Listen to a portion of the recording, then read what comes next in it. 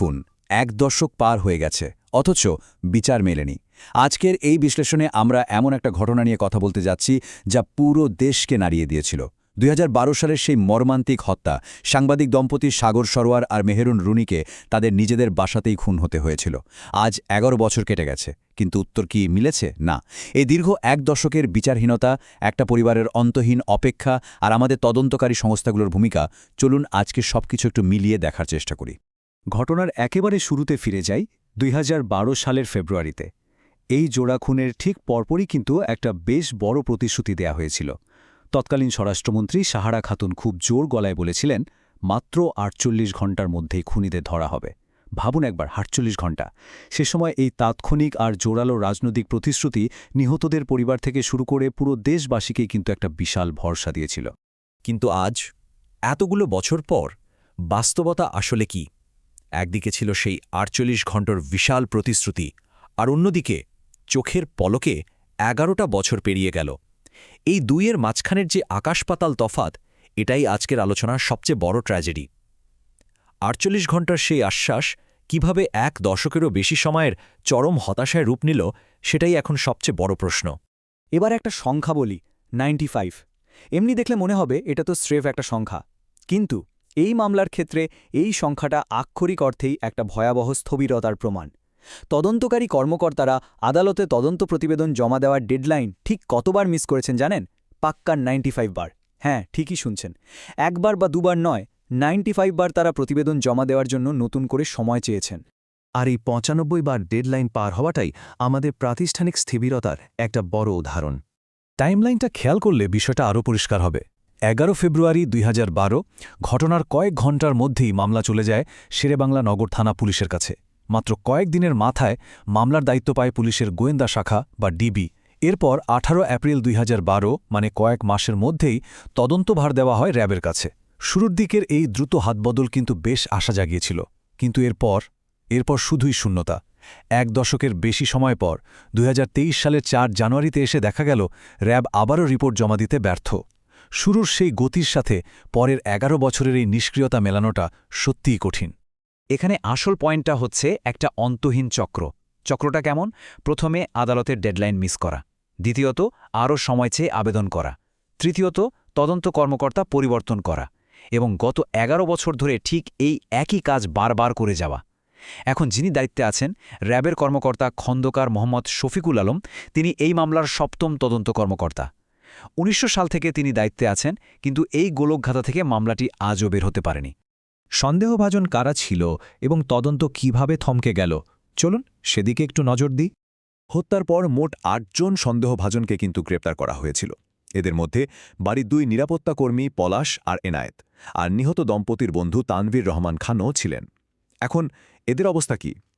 ৮ জনের মধ্যে তানভীর এবং পলাশ বর্তমানে জামিনে মুক্ত আছেন, আর বাকি ৬ জন এখনও কারাগারে বন্দী। গ্রেফতার ঠিকই হলো, কিন্তু আসল অপরাধী কে বা হত্যার মোটিভ কি, সেই মূল রহস্যের জট কিন্তু আজও খোলেনি। এই পর্যায়ে এসে আরেকটা গুরুত্বপূর্ণ সংখ্যা সামনে আসে, ২৫। জানা যায় তদন্তের স্বার্থে ২৫ জন ব্যক্তির ডিএনএ নমুনা সংগ্রহ করা হয়েছিল। মামলা সমাধানের জন্য এই নমুনাগুলো পাঠানো হয়েছিল একেবারে যুক্তরাষ্ট্রে ইন্ডিপেন্ডেন্ট ফরেন্সিক সার্ভিসে। এটা কিন্তু তদন্তের বেশ বড় আর সিরিয়াস একটা পদক্ষেপ ছিল, তাই না?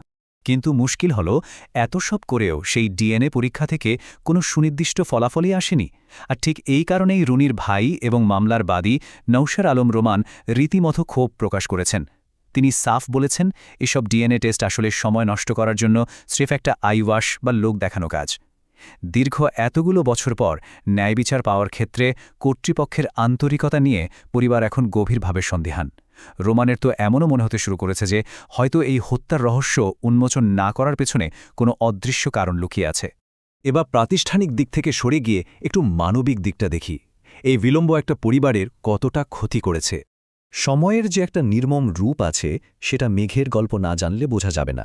২০১২ সালের সেই ভয়ঙ্কর রাতে যখন সাগর আর রুনিকে হত্যা করা হয়, ছোট্ট মেঘ তখন সেই ফ্ল্যাটেই ছিল। ভাবলে গা শিউরে ওঠে, তাই না?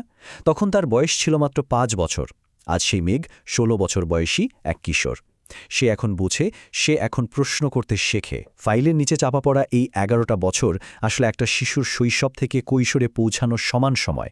বাবা মায়ের নির্মম হত্যার উত্তর সে আজও খুঁজছে। আর মেঘের এই একাকী যাত্রায় গল্পটা আরও বেশি কষ্টের। মা বাবাকে হারানোর পর মেঘ বড় হচ্ছিল তার নানি নুরুন নাহার মির্জার কাছে। কিন্তু অত্যন্ত দুর্ভাগ্যজনকভাবে ২০২২ সালে ৬৪ বছর বয়সে মেঘের নানিও মারা যান। নিজের চোখের সামনে মেয়ের এমন নৃশংস হত্যার বিচার তিনি জীবদ্দশায় দেখে যেতে পারলেন না। এই দীর্ঘসূত্রিতার মানে হল পরিবারের এমন অনেক সদস্যই হয়তো কোনোদিন এই নির্মম ঘটনার বিচার বা ক্লোজার দেখে যাওয়ার সুযোগ পাবেন না। সমাধান করুন অথবা ব্যর্থতা স্বীকার করুন, এটি একটি চরমপত্র। পরিবার এবং সাংবাদিক সমাজ এখন দেয়ালে পিঠ ঠেকে যাওয়ার মতো অবস্থায়। তাদের দাবিগুলো খুব স্পষ্ট এবং জোরালো। রুনির ভাই বলেছেন, তদন্ত কর্মকর্তাদের সাথে কথা বলেও কোনো লাভ হচ্ছে না, তারা কিছুই জানাতে পারছেন না। তাই তাদের সোজাসাপটা দাবি, র্যাবকে অবিলম্বে এই মামলার সমাধান করতে হবে। আর যদি না পারে তাহলে প্রকাশ্যে ব্যর্থতা স্বীকার করে নিতে হবে এবং তদন্তভার নতুন কোনো সংস্থার হাতে তুলে দিতে হবে। ঢাকা রিপোর্টার্স ইউনিটিও স্বরাষ্ট্রমন্ত্রীর কাছে স্মারকলিপি দিয়ে দাবি জানিয়েছে যেন কোনো রকম টালবাহানা ছাড়াই তদন্তের সবশেষ অবস্থা স্বচ্ছতার সাথে জানানো হয়। ঢাকা রিপোর্টার্স ইউনিটির এই কথাটা আসলে পুরো সাংবাদিক সমাজের দীর্ঘদিনের ক্ষোভের বহিঃপ্রকাশ। ইতিমধ্যে দুটো আলাদা আদালত এই তদন্তের ধীরগতি আর উদ্দেশ্য উন্মোচনে ব্যর্থতার কড়া সমালোচনা করেছে। স্বাভাবিকভাবেই একটা প্রশ্ন ওঠে, আমাদের আইনশৃঙ্খলা রক্ষাকারী বাহিনী যখন নিয়মিত বড় বড় আর জটিল সব অপরাধের রহস্য অনায়াসে বের করে ফেলছে, অপরাধীদের ধরছে, তাহলে এই একটা হাই প্রোফাইল মামলার ক্ষেত্রে তারা ১১ বছর ধরে কেন ব্যর্থ হবে? এটা আসলে কেউই মেনে নিতে পারছেন না। তাহলে আজকের এই বিশ্লেষণ আমরা শেষ করছি একটা অত্যন্ত গুরুত্বপূর্ণ প্রশ্ন দিয়ে। ১১টা বছর, ৯৫ বার সময় বাড়ানো, ৬ বার তদন্ত কর্মকর্তা বদল, এত কিছুর পর এখন পথ খোলা আছে মাত্র দুটো। কর্তৃপক্ষ কি শেষ পর্যন্ত এই স্থবিরতা ভেঙে সাগর রুনি হত্যার আসল রহস্য উন্মোচন করে ন্যায়বিচার নিশ্চিত করতে পারবে, নাকি একটি স্বাধীন দেশের বুকে তাদের এই দীর্ঘ প্রাতিষ্ঠানিক ব্যর্থতা সমাজ সামনে স্বীকার করে নিতে বাধ্য হবে? এই জবাবদিহিতার লড়াইয়ে বিচার পেতে দেরি হওয়া মানে যে আসলে বিচার না পাওয়া, এই চিন্তার খোরাকটা রেখেই আজ শেষ করছি।